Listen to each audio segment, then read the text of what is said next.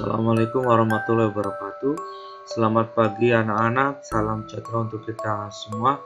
Ya, berjumpa lagi dengan saya pada pagi hari ini di pembelajaran kelas 6 pada tema 1, subtema 1, pembelajaran 5 dan 6. Oke, kenapa pembelajaran 5 dan 6 ini kita gabung? Karena materi di pembelajaran 5 dan 6 itu tidak terlalu banyak, jadi bisa digabung agar kalian juga mudah untuk mempelajarinya. Baik, seperti biasa sebelum kita mulai, kita berdoa terlebih dahulu. Menurut agama dan kepercayaan masing-masing, kita dalam belajar selalu diberi kelancaran. Kemudian kita berdoa juga agar wabah COVID-19 segera berakhir, agar kita semua bisa belajar kembali seperti biasa di kelas. Baik, berdoa dimulai.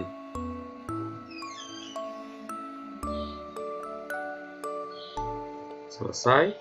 Baik anak-anak, kita langsung saja. Silakan dibuka buku temanya. Buku tema 1, subtema 1, pembelajaran 5 dan 6. Silakan disiapkan, kemudian alat tulisnya, pensil, kemudian penghapus atau barangkali pulpen, silakan disiapkan terlebih dahulu. Jadi kalau ada materi yang dianggap penting, dicatat atau mungkin ditandai. Baik anak-anakku semua, sekarang kita mulai saja di pembelajaran 5. Ya, pembelajaran 5 ini masih ada kaitannya dengan pembelajaran sebelumnya.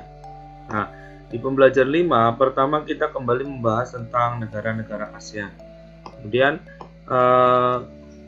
ada teks bacaan yang di dalam kotak tersebut, ya kotak warna merah jambu ya.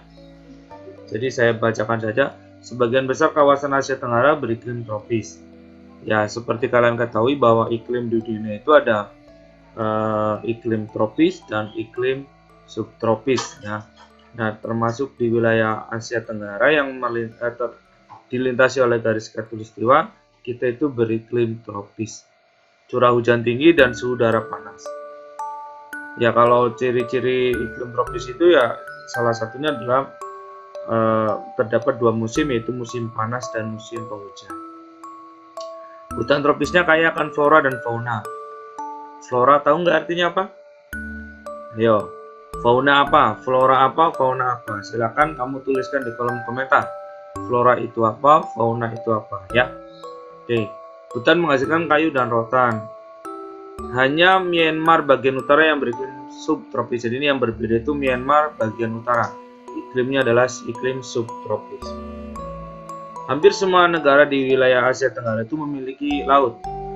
Laut banyak memberikan manfaat terkait sumber daya alam, yaitu ikan. Kemudian selain itu, laut juga digunakan sebagai jalur transportasi air. Kemudian objek wisata, dan di laut juga terdapat bahan tambang seperti minyak bumi dan gas bumi. Makanya di Indonesia ada pengeboran lepas pantai. Jadi pengeboran minyak yang berada di tengah-tengah laut. Baik, kita lanjut. Nah, selanjutnya kalian disuruh untuk mengidentifikasi persamaan dan perbedaan negara-negara di Asia Tenggara. Jadi kalian disuruh membandingkan dua negara ASEAN. Kemudian kalian temukan persamaannya dan perbedaannya apa, ditulis atau dituliskan dalam diagram lingkaran seperti ini. Ada dua lingkaran yang berwarna biru dan berwarna merah. Inilah yang disebut dengan diagram Venn. Jadi ini umpamanya Indonesia di sini dituliskan, ya ciri-ciri Indonesia di sini. Kemudian ciri-ciri contoh Malaysia di sini, yang beda itu ditulis terpisah di sini, yang sama itu ditulis di tengah-tengah sini. Ini yang disebut sebagai diagram Venn ya. Oke, coba sebentar. Ya, nah ini contoh. Pak Guru sudah punya contohnya. diagram Venn antara Indonesia dengan Malaysia. Contoh ini yang berbeda adanya di sini. Yang berbeda di sini, yang sama itu di sini. Contoh, ini negara Indonesia ciri-cirinya memiliki 3 bunga nasional, melati, anggrek, dan rafflesia noldi. Ya, kalau di Malaysia namanya bunga raya. Ditetapkan 1160, di Indonesia itu 1190. Di Indonesia terdapat lebih dari 300 etnik atau suku bangsa. Kalau di Malaysia hanya 3 utama, Melayu, Cina, dan India. Kalau Indonesia banyak, 300-an. Kalau di Malaysia hanya 3 ini, Melayu, Cina, dan India. Kemudian kalau di Indonesia itu kota budayanya Yogyakarta dan Bali. Kalau di Malaysia itu Johnston dengan ragam jenis budaya, banyak gedung peninggalan Eropa dan bangunan Melayu Tionghoa. Nih, ini 3 contoh yang ciri negara Indonesia dan ciri negara Malaysia yang berbeda. Bisa kamu tambahkan umpamanya, kalau Indonesia itu pemimpin negaranya presiden, kalau Malaysia itu perdana menteri. Indonesia itu mata uangnya rupiah, kalau Malaysia itu ringgit. Kemudian apalagi contoh yang lain, umpamanya di sini di Indonesia itu ada Tugu Monas, di Malaysia itu ada Menara Petronas. Atau yang lainnya ibu kotanya Jakarta, kalau di Malaysia itu kan Kuala Lumpur. Itu perbedaannya. Nah, di antara perbedaan-perbedaan tersebut ternyata ada persamaannya. Nah, persamaan Indonesia dan Malaysia itu terletak di tengah. Persamaannya apa Indonesia dengan Malaysia? Sama-sama rumpun bangsa Melayu, sama-sama budayanya sama. Kemudian bahasa Melayu sebagai bahasa resmi. Ya, kan bahasa Indonesia juga termasuk bahasa Melayu. Ini persamaannya. Persamaan negara Indonesia dengan Malaysia ini ditulis di tengah sebagai irisan. Ya, inilah yang disebut diagram Venn.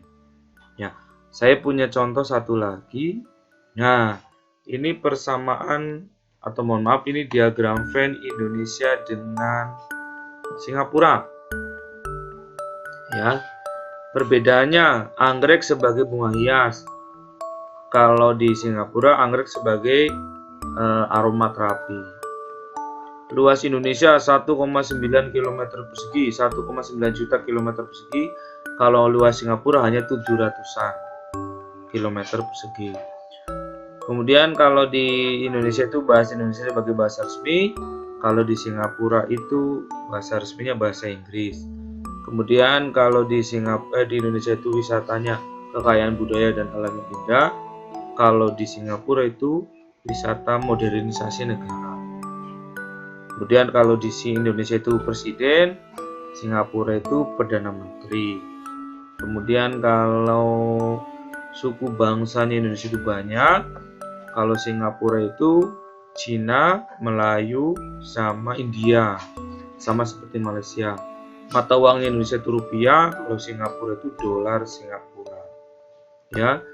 Kalau Indonesia itu negara berkembang, kalau Singapura itu negara maju. Itu perbedaannya. Persamaannya apa? Nah, persamaannya negaranya termasuk tropis. Kemudian anggreknya sebagai bunga hiasan. Kemudian ini kayaknya salah deh yang kedua ya. Tidak pas. Kemudian berbentuk republik. Kemudian sama-sama pernah dijajah. Ya. Sama-sama beriklim tropis, sama-sama berada di garis khatulistiwa. Kemudian apalagi termasuk kepulauan juga, karena Singapura juga termasuk negara kepulauan. Ya, itu persamaannya. Baik, anak-anak, itu tadi 2 contoh persamaan negara diagram Venn negara ASEAN. Nah, di sini Pak Guru akan memberikan tugas buat kalian. Coba saya minta kalian buat diagram Venn untuk negara Indonesia dengan negara Filipina. Ya, negara Indonesia dengan negara Filipina. Silakan kamu buat diagram Venn-nya. Nanti bisa dikumpulkan di guru kelas masing-masing. Oke? Nah, kalau ada yang mau ditanyakan, silakan boleh ditulis di kolom komentar. Atau menjawab pertanyaan, boleh silakan ditulis di kolom komentar. dikerjakan. Nah, tugas untuk pembelajaran 5 itu adalah ini, membuat diagram Venn negara Indonesia dengan Filipina. Oke, kita lanjut ya. Kemudian ini ada patung, tapi materi patungnya tidak terlalu banyak ya. Jadi di Indonesia dan negara-negara ASEAN itu penghasil kayu. Nah, kayu juga digunakan sebagai bahan untuk membuat patung. Dan patung dari kayu itu biasanya membuatnya dengan cara dipahat. Baik, kita lewatin saja. Ini ada matematikanya, kita pegang. Oke, untuk selanjutnya kita lanjut ke pembelajaran 6 ya.